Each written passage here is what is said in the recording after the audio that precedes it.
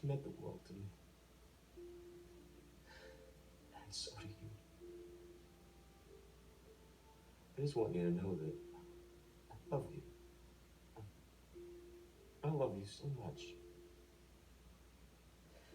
I love your brother. I love your mother. I love our family.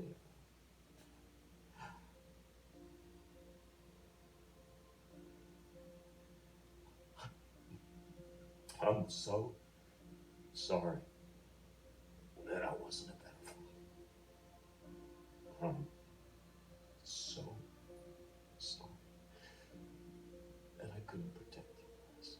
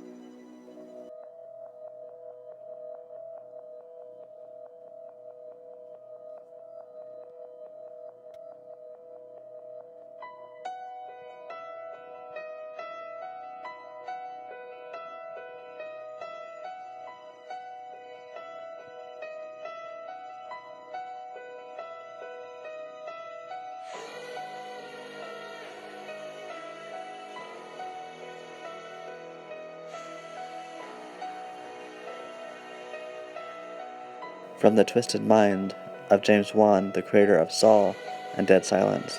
In 2007, he created one of his best pieces, Death Sentence. A father of two whose oldest son is brutally murdered.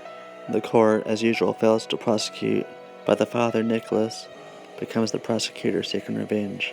Kevin Bacon has been around for decades, and I can honestly say this is one of his strongest and heartbreaking performances, with Garrett Hedlund going toe-to-toe with Kevin Bacon's character Nicholas Hugh, who is a very underrated actor in my opinion. Also co-starring Carrie Preston, John Goodman, Asa Tyler. This isn't an original story by any means, but it does have a great director behind the camera, which is one of the key factors to making a successful film.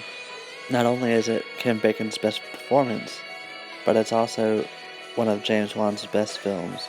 Sure, it's inspired by many other films that come before it about revenge, but what he brought to the table was some gritty realism, expanding from horror to action, proving he's become one of the best directors working today. Also, a little fun fact, there's a scene with Garrett Hedlund's character, towards the end, where Billy the Puppet from Saw is spray painted onto the wall. As much as I love horror films, and considering how good he makes them, with such passion, even as he changes the genre from horror to action, you can still see that passion, and it's something I look forward to seeing in his other films. I never heard of it come out in theaters. I'm not sure if it did or went straight to DVD or not. Um, but when I saw the DVD and I saw Kevin Bacon's face, I was like, huh, this looks interesting. Then I saw from the creator of Saw, I was like, oh damn, this is a match made in heaven right here. So I scooped it up and yeah, I loved it. Which of course anyone can relate to the feeling of wanting vengeance or have had vengeance before.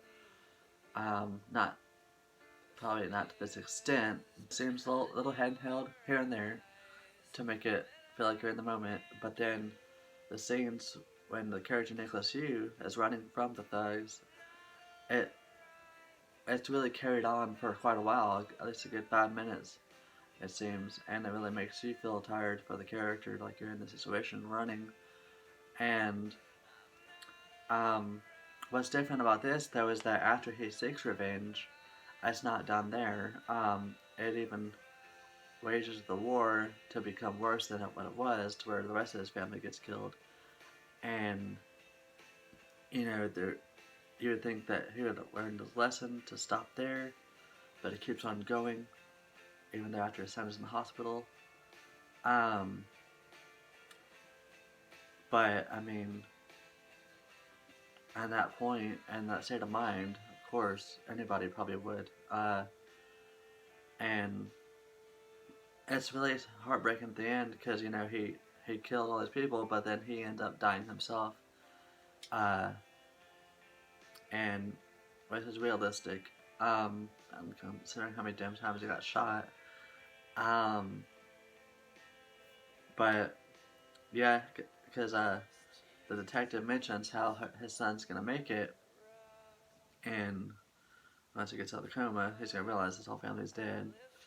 Uh, but I mean, he's alive, so there's some silver lining, I guess.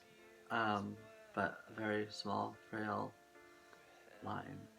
But that's my movie review for the much underrated Death Sentence. If you're a cinematic addict like me, which I'm sure you are, which is why you're here, go ahead and if you want to see more of my uh, projects and future films and reviews, click subscribe please and like and comment. That'd be great. And